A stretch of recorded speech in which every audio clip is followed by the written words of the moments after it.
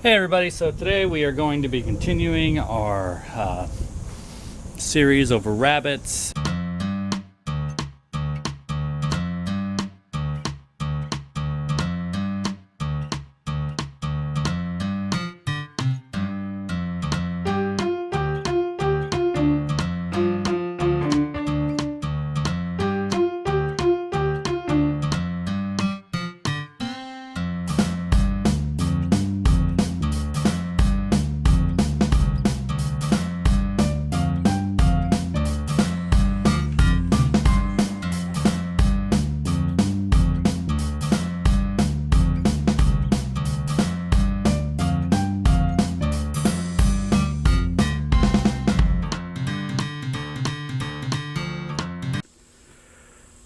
Alright, so these are the tools that I will be using today, minus the duct tape, which is there to remind me to take it in. But you see, it doesn't take a whole lot of tools to be doing the project I'm doing today. The only thing not shown is the hardware cloth. You'll buy that at the store. It's pretty easy to get. But got our tin snips to actually cut the wire.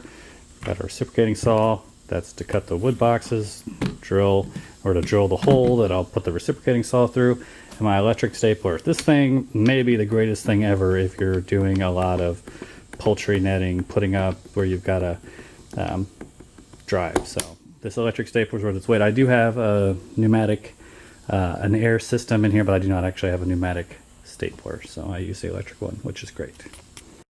Now I had done the tools that I needed before, and there's actually an additional tool that I will be utilizing for this, and it is just a spade bit. And you'll see why I'm doing that in a minute.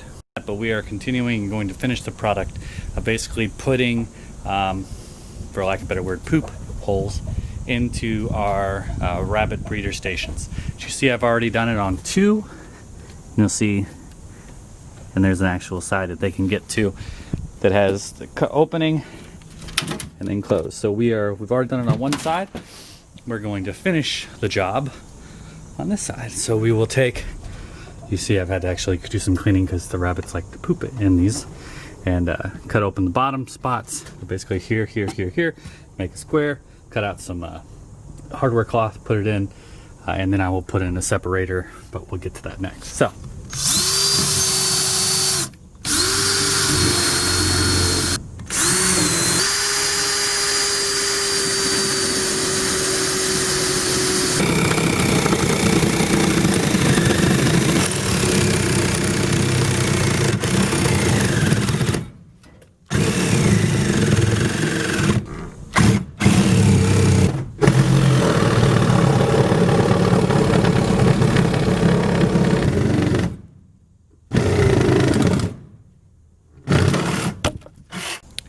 So I know my dimensions are 12 inches by 13 inches, roughly, is the square I'm cutting out the bottom.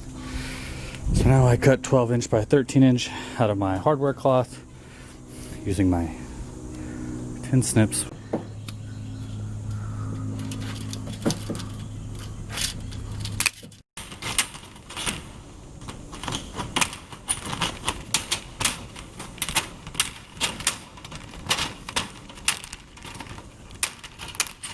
Alright, as you all see, I've laid out my hardware cloth down, trying to keep my rabbit from coming in and falling to his doom.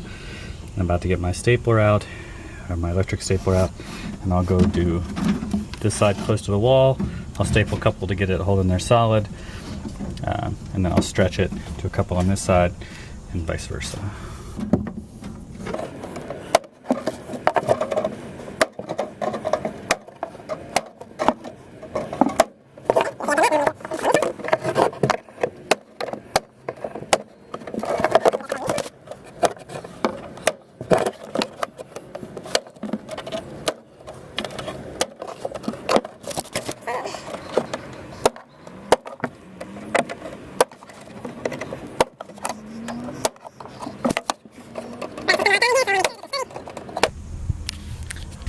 Alright, so if you've watched my channel, you know there's something I always refer to. You'll hear me refer to everything as like version 1, version 2, version 3, version 4. Version 1 was the Hutch, how it arrived to us. Version 2 was actually, I didn't do a whole lot of work on it. So version 2 was the poop catcher. Third, I have put these in. And then version 4 will be when I put a strip across, because this will be where the labor and delivery occurs, and I'm going to put a block in the middle so that the mother is able to nurse the kits, but the kits will stay on this side rather than them go in the hardware cloth. Now, we do not use hardware cloth for the entire rabbit cage. This is actually pretty hard on a rabbit's feet, so we don't use that. Actually, I'm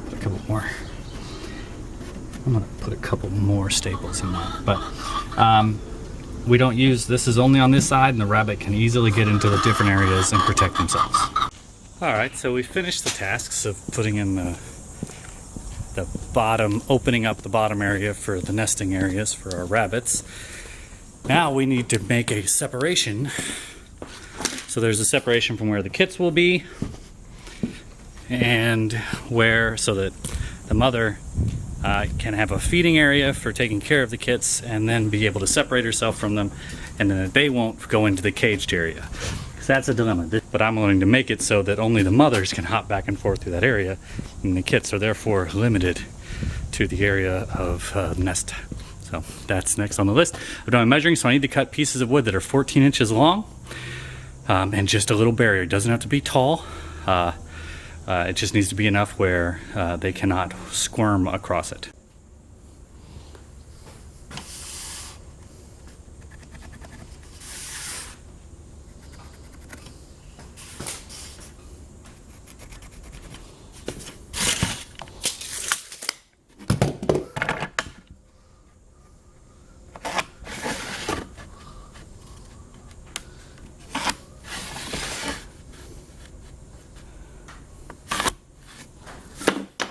All right, now one of the things you'll notice that I did on this project that I wouldn't do if I was working on, you know, something highly technical, or something where accuracy needed to be down to the 16th of an inch or something of that nature.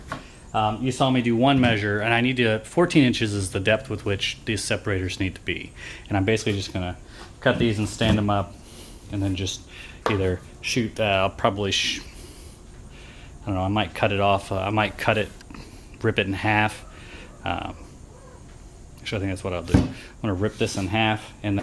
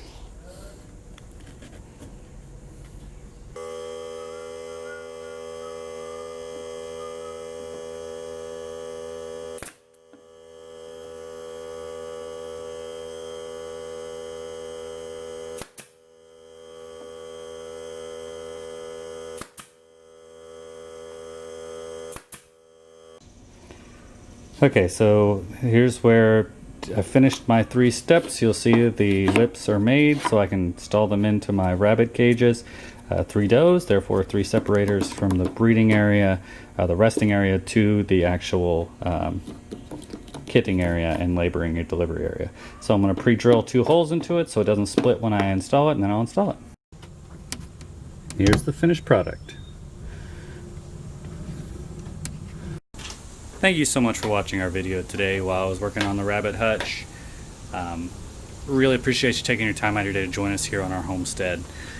We will put up content regularly. Right now I'm doing a lot of work on our rabbits. I explained that in a previous video. I'm going to put a series together So hopefully you're in the process of watching us as we work on our rabbits.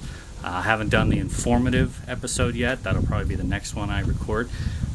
Once again, today was just working on our nest boxes, just making them better.